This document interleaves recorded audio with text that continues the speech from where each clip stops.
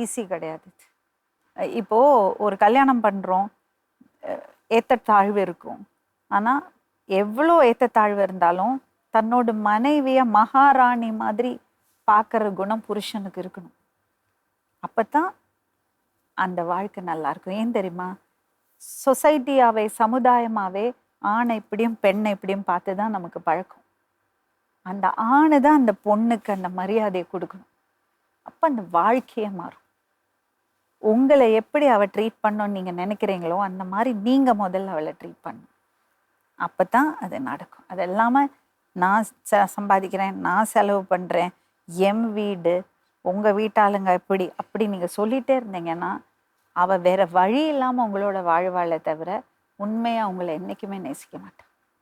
அந்த கழுத்தில் போடுற தாலியாக இருந்தாலும் இதாக இருந்தாலும் அதெல்லாம் வெறும் சிம்பாலிக் தான். அதெல்லாம் கட்டாயம் கிடையாது.